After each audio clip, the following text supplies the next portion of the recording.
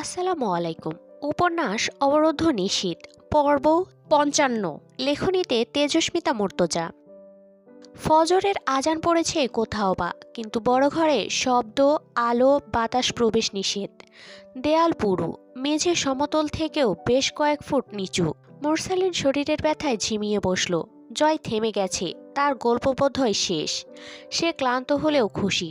তার একটা কারণ আছে। সে যতবার ফরহাদ মোহাম্মদ বাড়িকে মারার বিষয়টা মনে করে, সে ভীষণ খুশি অনুভব করে।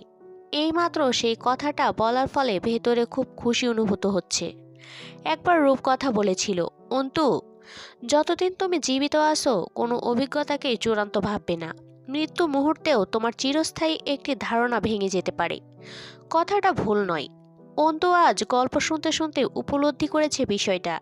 সে জানতো সে চিরতরে আবেগহীন হয়ে পড়ছে, কিন্তু আজ তার বিপরীতে একটা বিশ্রী ব্যাপার ঘটেছে। জয় যতক্ষণ কথা বলেছে, জয়ের দৃষ্টি আটকে ছিল ঢালাই মেঝেতে। জয় আমির একটাবারও যদি অন্তুর দিকে তাকাতো, দেখে ফেলতো অন্তু আজও কাঁদে। অন্তু যে হাতে ঘন্টা কয়েক আগে আগ্নেয়াস্ত্র চালিয়েছে, জয়েদের গল্প শোনার সময় আজ অন্তু সেই হাত দুটো শরীরের সাথে থরথরিয়ে কেঁপেছে। চোখ লাল হয়ে তারপর ভিজে উঠেছে। এসব দেখে ফেললে কি বৃষ্টি ব্যাপার হতো, কিন্তু এখন অন্তুর কান্না পাচ্ছে না। জয় আমির কখনোই এক বিন্দুতে স্থির থাকে না। সে প্রতিক্ষণে তার রেখা বদল করে। এক মুহূর্তে তাকে শিকার মনে হলে পরের মুহূর্তে শিকারী লাগে। এই দ্বিধাটা অসহ্য জয়ের চরিত্রে। এই দ্বিধা অন্তু আগে কখনো কারো চরিত্রে টের পায়নি। সে জয়কে জিজ্ঞেস করল, আপনি মেরে ফেললেন ফরহাদ চাচাকে? জয় মাথা নাড়ল। মেরে ফেললাম। কেন মেরে ফেললেন? জয় চোখ তুলে তাকালো। কেন? আসলেই তো, মারলাম কেন? তিনি আপনার চাচাকে মেরেছিলেন তাই। ও হ্যাঁ, সে আমার বড় বাবারে মারছিল তাই। তিনি আপনার বড় চাচাকে কেন মেরেছিলেন? জয় সায় দিল। আরে সেটাই তো, কেন মেরেছিলেন? অন্তু ধমকালো, ইয়ার কি নয়, ফরহাদ চাচা জয়নাল আমিরকে কেন মেরেছিলেন? জয় হাই তুলল একটা। সে বিশাল ক্লান্ত। অন্তু বলল, আমি বলবো? আপনি নিতে পারবেন তো, নাকি ক্ষমতা উগড়ে আসবে? আসবে না, আপনি বলুন উকিল মহোদয়। কারণ আপনার চাচা একজন সন্ত্রাস ছিলেন। পরে যখন আমির নিবাস থেকে নিজের বাপ ভাইকে মারার অপরাধে তাকে গ্রেপ্তার করা হয়, সেটা অপবাদ হলেও উনি আপনার নিষ্পাপ চাচা নন। জয় ছাদের দিকে তাকিয়ে হাসি। শুরু করলে ওকালতি? জি না, এখনও লতেই ভর্তি হয়নি। অত জ্ঞান বা দক্ষতা নেই আমার, সাধারণ জ্ঞান। সেক্ষেত্রে আমি কি ভুল বলেছি? না তো। আপনার হেয়ালি আমাকে অস্থির করে তুলছে। আপনি কথা বলুন, স্পষ্ট কথা। জয় বিজ্ঞের মতো মাথা দোলালো। তুমি আমাকে অভিযোগ করতে বলতেছো? যদি বলি? পারি না। অন্তু গর্জে উঠল, আপনি নিজেকে আবদ্ধ করে রেখেছেন। মানুষকে আপনার ব্যাপারে কখনো স্থির সিদ্ধান্তে পৌঁছাতে দেন না। আল্লাহর কসম, আপনি আজ হেয়ালি করলে আমি বিনা বিবেচনায় রুহ বের করে নেব আপনার। জয় সামান্য হাসল। অন্তু মাথা নাড়ে। হাসবেন না, এভাবে হাসবেন না আমার দিকে তাকিয়ে। জয় ঠোঁটে আঙুল রাখল। ঠিক আছে, হাসব না। আমার একটা কনফিউশন আছে।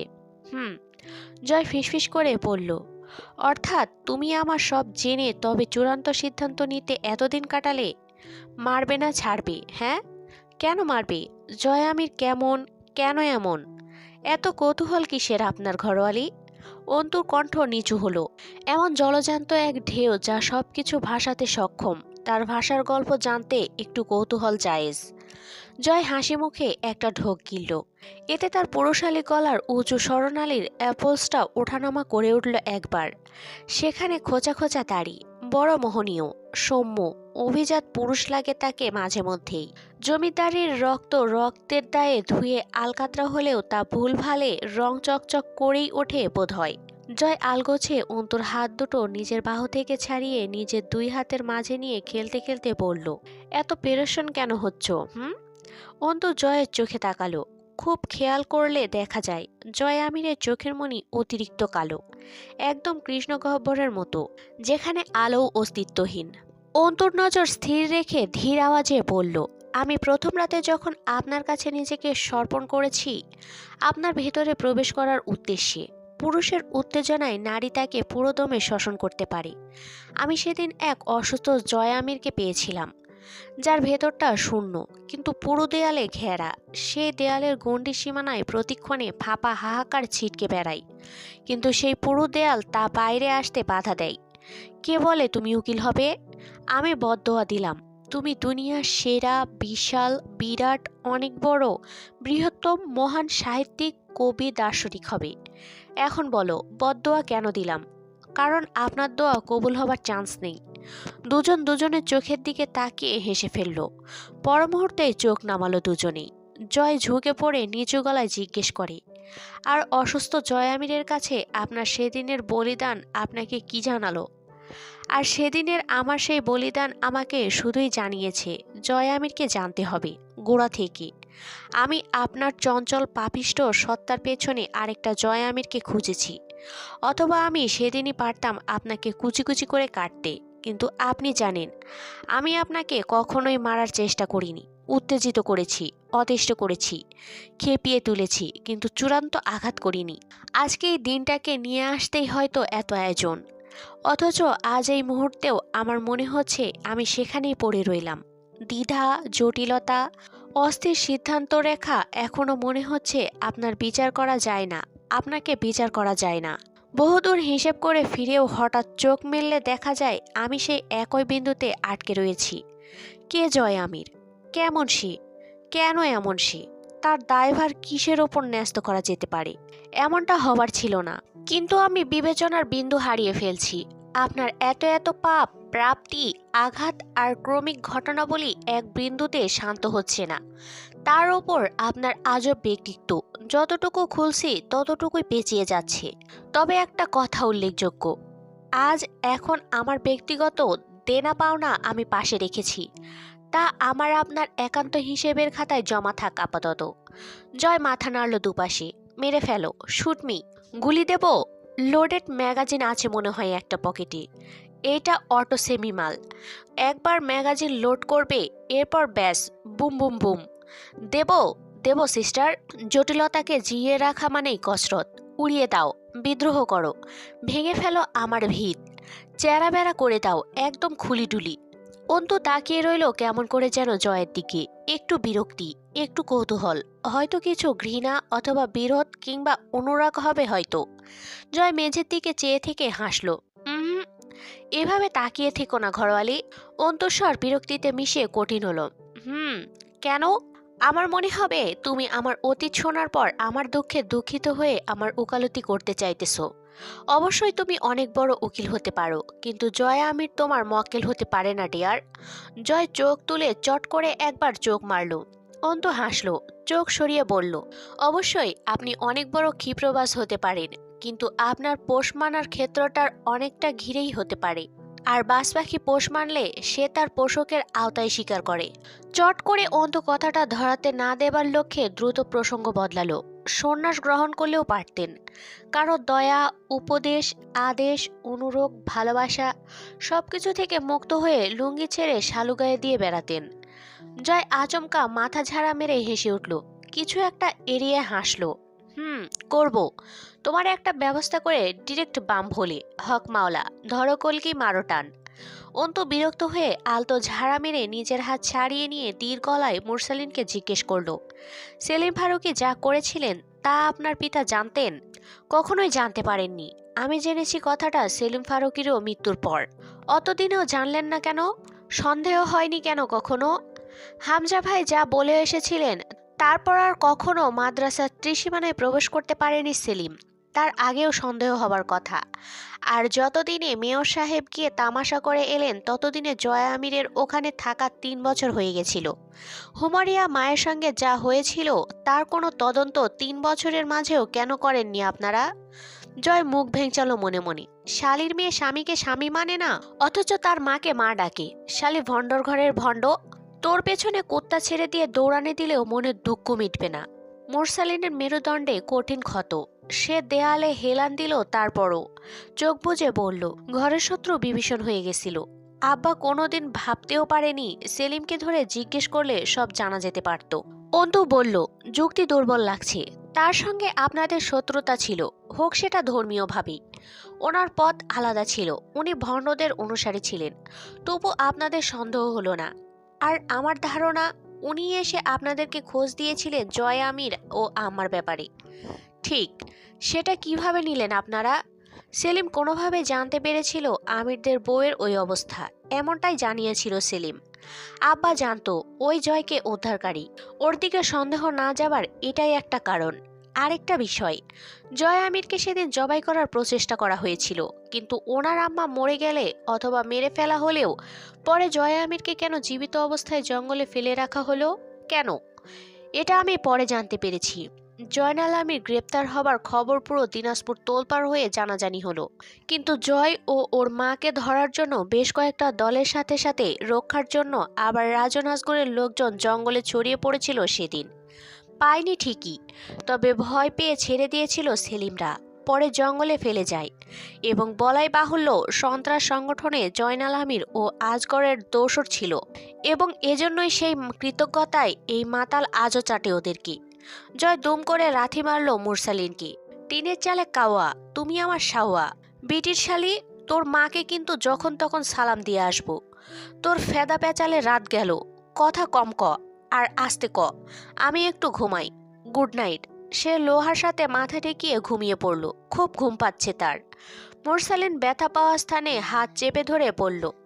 এবং একটা কথা বলে রাখা দরকার, এই পাগলা কিন্তু এখনো সেলিম সহ ওর সঙ্গীদেরকে সৈয়দ বাড়ির নির্দেশে পাঠানো হয়েছিল সেদিন রাতে আমির বাড়িতে।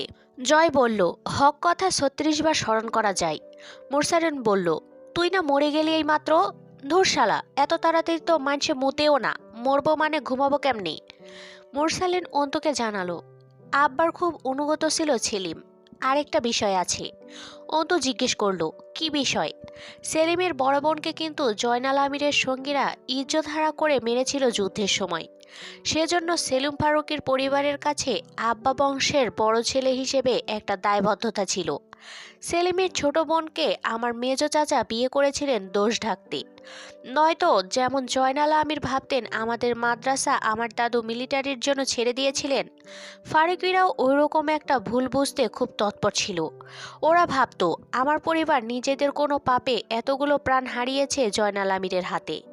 আরেকটা ব্যাপার ছিল, জয়নাল আমিরের প্রিয় ভাতিজা জয়কে আব্বা আশ্রয় দিয়েছিল, এ নিয়েও ঘোর আপত্তি ছিল। সে বারবার আব্বার কাছে বিনতি করেছে জয়কে বের করে দিতে, কিন্তু আব্বা জয়কে কাজ ছাড়া করেননি কখনো। এ নিয়েও একটা সন্দেহ ছিল ওদের। ওদের ধারণা ছিল সৈয়দ পরিবার বোধহয় জয়নাল আমিরকে দোষী মানে না, কোনোভাবে বাঁচাতে চাইছে, ক্ষমাটমা করে দিয়েছে।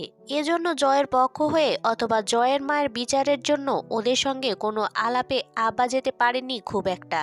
অন্তু মাথা নাড়ল, কিন্তু ফরহাদ চাচা কেন জয় আমিরকে কাছছাড়া করতে চাননি? ওকে জীবিত রাখতে। সেই সময় ওকে ছাড়লে লোকজন মাংস আকারে কেটে পিস পিস করে বাড়ি নিয়ে যেত। ওকে মারার জন্য কতগুলো দল ওকে খুঁজছিল ও আজও জানে না। ও যখন হামজা ভাইয়ের কাছে এলো তখনও কতবার টপকে যেতে যেতে বেঁচেছে, সেই গল্প তো বলেনি এখনো। কিন্তু সেলিম রোজ একবার করে মিনতি করত আব্বার কাছে জয়কে মাদ্রাসা থেকে মুক্ত করার জন্য। তখন জানতাম না কেন, পরে জেনেছি সে ভয় পেত জয় কখনো তার উপস্থিতি ছাড়া আব্বার কাছে পৌঁছে তার মায়ের ঘটনা বলে না দেয়। তার উদ্দেশ্য ছিল জয়কে একবার মাদ্রাসা থেকে বের করতে পারলে চিরতরে জয়ের মুখটা বন্ধ করে দেবে, আর আমির বংশের সমাপ্তিও। আব্বা বাড়ি এলে সেলিম আব্বার সাথে লেগে থাকতো। জয়কে জিজ্ঞেস করুন সে কখনো সেলিমকে ছাড়া একা আব্বার কাছে যাবার সুযোগ পেয়েছে কিনা। অন্তু কিছুক্ষণ চুপ করে রইল, পরে বলল, আপনার আব্বা জয়কে রক্ষা করতে চেয়েছেন সেলিম সহ বাকি শত্রুদের হাত থেকে, এটা বলতে চাইছেন? মোরসালিন জবাব দেবার আগেই জয় এক চোখ খুলে বলল, আহ উকিল সিস্টার, আপনি ওই শালার ছেলের কথা দিলে নিয়েন না। আসলে ওর বাপে আমারে জঙ্গি বানাইতে চাইছিল, কিন্তু আমি নেহাত ভালো লোক, তাই ফাঁদে পা দেই নাই। ধন্যবাদ, গুড নাইট। মোরসালিন শান্তচিত্তে হাসল। ওইটা লিগ না জয়, সংখ্যা বাড়াতে কুত্তা বিলায়ও জয় বাংলার সৈনিক হয়ে যেতে পারি, কিন্তু তুই যাদের কথা বলছিস তারা কারা তোর একটু হলেও ধারণা আছে? তোর মতো কাফেরকে ওরা সংগঠনে নেবে এটা স্বপ্নেও হতে পারে না। একটা মজার কথা শুনবি, এই যে তোরা আমাকে সংগঠনের ছেলে ভাবিস না, আমাকে ওরা গ্রহণই করেনি। মোস্তাকিন ছিল ধার্মিক, কিন্তু আমি জন্মেছিলাম গালিব হয়ে। তুই চলে আসা 2 বছর পরেও আমার দ্বারা হিফজ হলো না। আব্বা রাগ করে আমার হাল ছেড়ে আমাকে জেনারেল স্কুলে ভর্তি করালেন। মোস্তাকিন যতটা ধার্মিক, ন্যায়পরায়ণ, সভ্য ছিল, আমি ততটাই বিমুখ হলাম। মোস্তাকিন ভাই চলে যাবার পর আমাকে শুধু মাদ্রাসা কমিটির দায়িত্বে রাখা হয়েছে ঠেকায় পড়ি, কারণ সৈয়দদের মাঝে এক আমিই আছি। তুই আর কতটা মূর্খতা প্রকাশ করবি? যেখানে আমি চান্স পাইনি সেখানে ওরা তোর মতো একটা অবিশ্বাসীকে দলে রাখতো। আব্বা তোকে শুধু মানুষ বানাতে চেয়েছিলেন। ধর্মের প্রতি তোর যা ভয়াবহ ধারণা জন্মেছিল তা অপসারণ করতে চেয়েছিলেন। ছোট্ট বয়সে তোর ভেতরে যে বিষ ঢালা হয়েছিল তা নিংড়ে নিতে চেয়ে আব্বা বড় মাসুল গড়েছে। জয়, তুই ভালো প্রতিদান দিয়েছিস। জয় উঠে বসলো, যেন খুব চেঁচামেচিতে তার ঘুমটাই ভেঙে গেছে। সে খুব অবাক হয়ে বলল, আরে শালা, এত মহানুভবতার গল্প একসাথে শুনে বদহজম হয়ে যাবে তো। তুই আমার একটা কথা শুনবি মুরসালিন? মুরসালিন সোজা হয়ে বসলো। আমার কান তোর নামে কুরবান। জয় বলল, তুই কি জানিস দোষ আর পাছা এক জিনিস? মানুষ নিজেরটা ছাড়া সবারটা দেখে, যেমন তুই। চুপ থাক শালা। মুরসালিন কিছুক্ষণ চোখ বুজে থেকে মুচকি হাসলো। তুই কি জানিস জয়, একজন প্রতিশোধ পরায়ণ মানুষ একটি কাঁচা মাটির স্তূপ। সুযোগ সন্ধানী মানুষ চাইলেই সেই মাটিকে দিয়ে নিজের ইচ্ছে মতো হাতিয়ার বানিয়ে ব্যবহার করতে পারে নিজ স্বার্থে। মাছ ধরবে, পানি ছুবে না, পানি ছুবে সেই হাতিয়ার। তুই জানিস জয়, হাতিয়ারের চোখ থাকে না, হাতিয়ার অন্ধ হয়। তাকে চালানোকারীর চোখ দিয়ে সে শত্রুকে দেখে আঘাত করে। তুই কি আমারে কইলি? না, তুই একটা জয় আমিরের গল্প শোনালি, আমি তাকে বলছি। দে, আজ তুইও জ্ঞান দে। হাতি নদে পড়লে চামচিকায়ও পেছন মারে। তুই নদে পড়েছিস শুনে ভালো লাগলো, কিন্তু তুই তো হাতি না, তুই হলি গাধা। যা হোক, তুই ঘোস্ট রাইডার সিনেমা দেখেছিস জয়? হ। জয় মাথা নিচু করে হেসে ফেলল। তা দেখে মুরসালিনও হাসলো। মুরসালিন যা বোঝাতে চাইছে তা এক লহমায় বুঝে হেসে ফেলেছে জয়। তাতে মুরসালিন একটা দীর্ঘশ্বাস ফেলে পড়ল। আব্বা বলতো আমি যে জয়কে ছাড়বো, আমার মন চায় ওরে ভালো একটা তালিম দেই, দেশ জাতির ভবিষ্যতে লাগাই ওর মাথাটারে। জাভেদ যা পয়দা করে রেখে গেছে ও এক বারুদ, যে কামে লাগাবি তার ডিরেক্ট কামিয়াব। অথচ ওর এত চতুর আর চিতার মতন দ্রুতগামী বুদ্ধি শকুনে খাবে। তোর বাপে খালি আমার চরকায় তেল ঘষত কেন হামেশা? নিজের চরকা ভাঙা ছিল নাকি তেল বেশি কিনে ফেলছিল? তুই বুঝে অবুঝ, আর বুঝে অবুঝে তাদের সুবিধা মতো বোঝে। ধর, যেটা বুঝতে ইচ্ছা করছে সেটাই বুঝছে, যেটা ইচ্ছে করছে না সেটা বুঝেও বুঝছে না। জয়ের হাসি বাড়ল সামান্য। তাদের কোনো চিকিৎসা নাই, তুই তোর ডাক্তারি ফিরিয়ে নে। হাম নেহি সুধরেঙ্গে জি, হাম নেহি সুধরেঙ্গে। মুরসালিন বলল, ঘোস্ট রাইডার সিনেমার নায়ক জনি, ওর বাপের ক্যান্সার হয়েছে। একদিন একজন এসে বলল, তুমি আমাকে তোমার আত্মা দেবী, এই শর্তে এই কাগজটাতে সাইন করো। তার বদলে তোমার বাপকে আমি সুস্থ করে দেব, তোমার সব দুঃখ দূর হয়ে যাবে। জনি সাইন করে দিল, কারণ তখন তার শুধুই তার বাপকে বাঁচাতে হবে। আগে পরে বাদ। রাতারাতি তার বাপ সুস্থ হলো। কিছুদিন কাটলো। একদিন ওই লোক এলো, কাগজটা দেখালো। জনি তখন নিরুপায়, সে আগে চুক্তিপত্রে সাইন করে ফেলেছে। তখন বিষয়টা খারাপ মনে হয়নি, কিন্তু এবার টের পেল সেই লোকটা মূলত শয়তান। শয়তান তার কাছে তার আত্মা কিনে নিয়েছে, এবার তার আত্মাকে দিয়ে যা খুশি করাতে পারে। জনি তা করতে বাধ্য। এরপর শয়তান জনিকে দিয়ে দেদারসে মানুষ মারতে থাকলো। জনিকে জাহান্নামের দেবতা বানালো। সে যাকে ছয় সে এক মুহূর্তে জ্বলে ভস্ম হয়ে যায়। জয় হো হো করে হেসে উঠল। সিনেমাও দেখিস তুই? এ তো কঠিন পাপ। থু থু। মুরসালিন মাথা নাড়ল। আমি সৈয়দ বংশের কলঙ্ক, সব পাপাচারে ভাগ আছে আমার। তুই কি বুঝেছিস আমি কি বলেছি? না। দোলন সাহেব হেসে উঠে নিজের উপস্থিতি জানান দিলেন। আমি যদি বুঝে না বুঝি আমাকে বোঝাই কোন শালা, ঠিক না জয়? জয় হাত তুলে সংগ্রামী ভঙ্গিমায় বলল, ঠিক ঠিক, একমত স্যার, একমত। মুরসালিন হাসল। হামজা ভাইয়ের চোখ দিয়ে দেখা শত্রুদের ব্যাপারে যা বুঝলে তারা আর তোর শত্রু থাকবে না। তুই তা বুঝতেই চেষ্টা করিসনি, কারণ ছোটবেলায় যে অবস্থান তোর কাছে নরকীয় মনে হয়েছিল, হামজা ছিল তখন তোর মুক্তির দূত। আর তুই নিজের অজান্তেই অসীম কৃতজ্ঞতায় হামজা ভাইকে তোর রুহ সঁপেছিস। আজ চাইলেও তার কর্মে অভিযোগ অথবা আপত্তি আসে না, তুই করতে চাস না। জয় আনমনে স্বজ্ঞতোক্তি করে, হামজা ভাই আমারে একদিন কইল, জয় রে, তোর আমার গন্তব্য দুইটা, পথ এক। পথের শেষে একই বিন্দুতে একই রকম দেখতে দুইটা গন্তব্য, চল হাঁটি। মুরসালিন নিস্তেজ চিত্তে দুপাশ মাথা নেড়ে বলল, গন্তব্য মানুষকে মৃত্যু অবধি পৌঁছে দেয়। তার নরম দিলে জয়ের জন্য এক ঘা লাগলো। পথভ্রষ্ট এ জয়কে মুস্তাকিন মোহন ছোটবেলায় মাদ্রাসার দস্তরখানে বসিয়ে কত বুঝিয়েছে। ওই জয় পর্বতের মতো অটল চিত্তে কেবল চুপ থাকতো। ভেতরে কি জমাতো কে জানে। আজ মনে হয় বিদ্বেষ। এই জগৎ সংসার, সমাজ, দেশ, মানুষের প্রতি তার অসীম বিদ্বেষ একটু একটু কমে জমে এক সমুদ্রের রূপ নিয়েছে। তার ঢেউ থামানোর উপায় নেই। জয় তীব্র বেগে মাথা নেড়ে স্বীকার করে, হ মৃত্যু। অন্তু চোখ মেলে দেখলো জয় সেই পাগলামিটুকু। জয় আমির সত্যি মৃত্যুর ওপর বড়ই আকর্ষিত। সে বলল, সেই গন্তব্যে আপনার জন্য নিশ্চিত মৃত্যু লেখা থাকলেও মেয়র সাহেবের জন্য গচ্ছিত আছে ক্ষমতার ডালি। পথটা হলো বিরোধীদের ধরে কুচকাটা করা।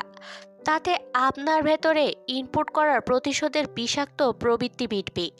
আর আপনার তৈরি করার রাস্তা মেয়র সাহেবকে তার উদ্দেশ্য হাসিলে এক পিচ্ছিল পথ বানিয়ে দেবে। এই তো আপনাদের সেই এক পথ দুই গন্তব্য। ব্রিলিয়ান্ট। আপনি চাইলে ভালো উকিল হতে পারেন ঘরোয়ালি। অন্তু গভীর স্বরে জিজ্ঞেস করলো, জেনে শুনে ক্ষয় হতে কেউ এত আগ্রহী হয় জয় আমির? জয় হাসলো, আমারে কেউ অক্ষত পায় নাই ম্যাডাম। সুতরাং ক্ষয় হওয়ার মাল আরেকটু ক্ষয় হইলেই বরং প্রকৃতির নিয়ম বজায় থাকে। আমার ওপরে মরিচা ধরছে সেই কোন কালে। মুরসালিন গভীর স্বরে শুধায়, আব্বাকে কেন মেরেছিস? তোর মুখে শুনি, বল কি কারণে মেরেছিস? জয় লোহার খণ্ড থেকে আস্তে করে নেমে ঢালাই মেঝেটার ওপর টান টান হয়ে শুয়ে পড়ল। মুরসালিন ঠিক ওর পাশে একইভাবে শুয়ে পড়ল। দুটো দেহ পাশাপাশি পড়ে রইল, একটা ক্ষতবিক্ষত আর একটা ক্লান্ত পরিশ্রান্ত।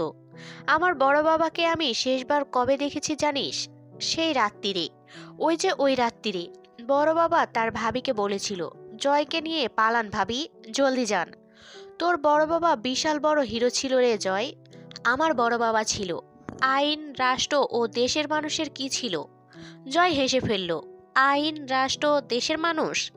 ডেকে উঠল জোরে করে, ও দোলন স্যার আসেন না? আমার ঘরোয়ালের হাতের স্পেশাল বুলেট নসিব হয় নাই তো? এতক্ষণে সবাই যেন ভুলে গেছিল। তারা ছাড়াও আরও একজন আজ জয় আমিরের গল্পের শ্রোতা রয়েছেন বড় ঘরে। দোলন সাহেব বললেন, না হয়নি, ব্যাড লাক। সেই দুঃখে আপনারে একখানে গোপন কথা কই স্যার। জয় বাচ্চাদের মতো চেঁচিয়ে ঘোষণা করে, আমি ছাড়া এই ঘরে আর কোনো দেশদ্রোহী নাই স্যার। অন্তু শরীরটা ঝাঁকুনি দিয়ে উঠল, চোখ বুঝল সে। জয় আমির মিথ্যা বলে না। অন্তু জয়ের গল্পের মাঝে এটাই তো আবিষ্কার করেছে এতক্ষণে। দেশ, দেশের মানুষ, জীবন, সমাজ, রাষ্ট্র, এইসবের দ্রোহ একা বহনকারী জয় আমির আজ এই জয় আমির, যার বেঁচে থাকার একমাত্র উদ্দেশ্য বিশৃঙ্খলা, অশান্তি, পাপাচার, মানুষের ভোগান্তি, দেশের দশের ভাঙন, ধ্বংস। মুরসালিন চট করে ঘাড় ঘোরায়। জয় দাঁত বের করে হাসল, আমার বড় বাবা তাই ছিল। বুঝেছিস তুই মুরসালিন? জয় তুই অকৃতজ্ঞ। জয় আপত্তি জানায়, না আমি অকৃতজ্ঞ না। তুই আর সবার প্রতিদান চোকাতে নিজেকে সঁপে দিয়েছিস। শুধু যে বা যারা তোকে জীবন দিয়েছে তাদের জীবন চষে বলিয়ান হয়েছিস। উত্তম বিচার বটে। তোর আব্বা আমির পরিবারকে খেয়েছে। জবান সামলা। কোথায় সামলাবো? ঘরোয়ালি, তোমার ওড়নার আঁচলটা দেও তো। তাড়াতাড়ি করে অন্তুর ওড়নার তলে জিহ্বা ঢাকলো। হামজা ভাই তোকে দিয়ে সার্কাসেও কাজ করিয়েছে নাকি? এমন জোকার জোকার হাল হয়েছে কেন তোর? আব্বা তোর অবস্থা এমনটাই আশঙ্কা করতো তোর চলে আসার পর। মুরসালিন তোর কথা শেষ কর, আমি রুমে যাব, মাথা ব্যথা করতেছে। স্বাভাবিক, কথাবার্তা সেই দিকে যাচ্ছে। যা তুই আলোচনা করতে খুব অপছন্দ করিস, কিন্তু করতে হবে, সময় নেই আমাদের হাতে। জয় মাথার নিচে হাতের কোণই দিয়ে বলল, ঠিক কথা, সময় নাই আমাদের হাতে। মুরসালিন বড় হতাশার সাথে বলল, জয়নাল কাকা সর্বশেষ যে পাপটা করেছিল তা তোর সাথে। পাপ? আমাকে ভালোবাসাটা? মূর্খ, ভালোবাসা বুঝিস তুই? তা বুঝি না অবশ্য। তোর দুর্ভাগ্য। ভালোবাসা কাকে বলে বুঝিস না তুই, অথচ দাবি করিস কেউ কেউ তোকে ভালোবাসে। তুই একটা শক্তিশালী ঘুঁটি মাত্র, যা সবার দাবার চাল হয়েছে। যে যেমন পেরেছে তোকে ভালোবাসার নামে বিষে চুবিয়েছে। আল্লাপাক তোকে যে পরিমাণ নিয়ামত, মেধা দিয়ে দুনিয়াতে পাঠিয়েছিলেন তা তুই কুকুরদের খোরাক হিসেবে বিতরণ করে এক অধমে পরিণত হয়েছিস। পুরনো আলাপ সেসব থাক, বোঝা তো ভালোবাসা কি। আজ নতুন কিছু বুঝি। যদি বলি তোর স্ত্রী তোকে ভালোবাসে। জয় যেন হাসতে ভুলে গেল। সে অতিরিক্ত হাসি পাওয়ার ফলে হাসতে ভুলে গিয়ে নিঃশ্বাস আটকে পড়ে রইল। মুরসালিন আস্তে আস্তে উঠে বসে পড়ল। সে তোকে এই পথ ছাড়তে বলেছে কখনো? হাসি জোর করে চেপে মুখ ফুলিয়ে বলল, হ। আর কেউ? না। মনে কর কেউ তো বলেছে সে ছাড়া। মনে নাই। কেন? জয় চোখ খুলে তাকায়। মুরসালিন বলল, কেন বলেনি? কেন তোকে কেউ এই মরার খেলা খেলতে মানা করেনি? অন্য পথের কথা বলেনি? বল, তুই বল, আমি তোর মুখে শুনবো। জয় কিছু বলল না। উঠে গিয়ে কামরুলের পকেট হাতড়ে সিগারেট বের করে এনে জ্বালালো। মুরসালিন দীর স্বরে বলল, কারণ কেউ তোরে কোনোদিন বাঁচাই বাড়ি যায় নাই, কেউ তোরে মানুষ মনে করে নাই, কেউ তোরে বোঝেই নাই। তুই যে মেধাবী, তুই অভিজাত বংশের রক্তে পয়দা, তোর ভিতরে মানুষ আছে, এটা তোকে ভুলিয়ে রাখতে এই দুনিয়ার যত আয়োজন। কিন্তু তোর স্ত্রী? জয় সিগারেট ঠোঁট থেকে নামিয়ে তীব্র বাধা দিল। চুপ চুপ, কিছুই না। আমি ওর আসামি মাত্র, আসামি, এর বেশি কিছু না। ভালোবাসাবাসির মধ্যে টানিস না। তুই কোন ভালোবাসার কথা বলছিস জানি না, কিন্তু ভালোবাসার বহুত প্রকারের মাঝে একটা এমনও আছে। জয় চোখ বুজে লম্বা একটা টান সিগারেটে দিয়ে পুরো ধোঁয়াটুকু গিলল। তারপর নিঃশব্দে হাসল। এটা যদি ভালোবাসা হয় তাহলে তা সর্বজনীন, সবার জন্য প্রযোজ্য। ও এক আদর্শ মেয়ে ভাই। আমার জায়গায় অন্য কোনো নষ্ট জয় থাকলে তারেও ভালো হইতে বলতো। এটাতে বিশেষত্ব খুঁজলে আমি তোরে 2 চামচ খাঁটি গু খাইতে সাজেশন দেব। মুরসালিন বলল, তোরা যে পথে আছিস তাতে আছে কি? কি চাস? কি আছে দে। আমার তো কিছুই নাই, যা দিবি হাতে তাই যাবি সাথে, দে। জয় হাত পাতল। চাস কি তুই? দেশের জন্য প্রেম আছে, মানুষের জন্য মমতা আছে, নারীর প্রতি সম্মান আছে, মনুষ্যত্ব বোধ আছে। আমার দেশের মাটি আমি বেঁচে থাকতে আমার দ্বারা নোংরা হবে না, সেই দৃঢ় প্রত্যয় আছে বুকের ভেতর। কি চাস তুই? জয় আমির উপহাস করে হাসল, ঝাড়া মেরে মাথা নাড়ল দুপাশে। আমি যেদিন খালি একটা ছোট্ট বাচ্চা ছেলে ছিলাম, আমি আমার দাদু ভাইয়ের কাটা মাথা দেখছি, বাপের মাংস ছিঁড়ে আসা শরীর দেখছি, সে জন্মদাত্রীর লজ্জাস্থান হরণ হইতে দেখছি, যা চিরে দুনিয়ায় আসছি। আমি আমির খিদের জ্বালায় তোর দেশের জমিনের মাটি খুবলে খাইছি। একখান মজার কথা শুনবি? তোর দেশের মাটি ক্ষুধার্ত আমিরের খিদে মেটাতেই পারে নাই। তোর দেশের মানুষ আমার মতন আমিরের ঘরে তুইলা আশ্রয় দেয় নাই। তোর দেশের মানুষ তোরা নারীদেরকে মেলা সম্মান করিস। খালি আমার ফুপু জয়নব, আমার আম্মা হুমারিয়া আর আরমিনের যখন ইজ্জত হারায়, তখন তোর দেশের মানুষ এইগুলারে সম্মান করতে জানে না। আমি ভুল কইছি মনে হয়? তোর দেশের মানুষ নারীরে সম্মান দেয়, এই দিনটা তো নারীই ছিল না। ঠিক কইছি না? ওই যে বৈশা আছে শালির মেয়ে, ওইডারে জিগা।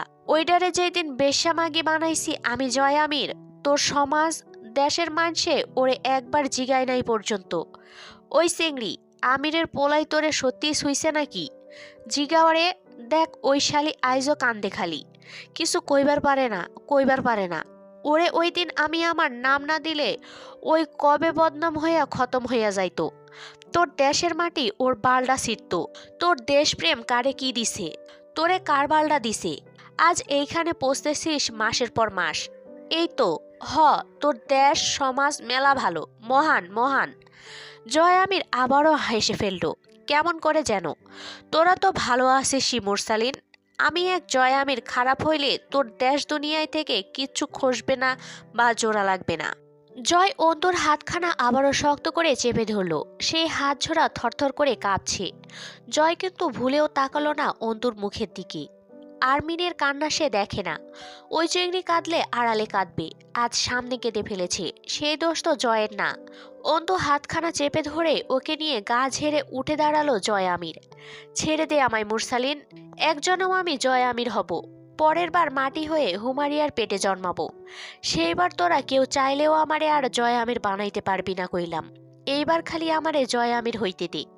অন্তুকে তুলে নিয়ে নিস্তেজ দেহগুলো মারিয়ে চামড়ার স্যান্ডেলের খসখসে আওয়াজ তুলে অনেকটা এগিয়ে এলো জয়।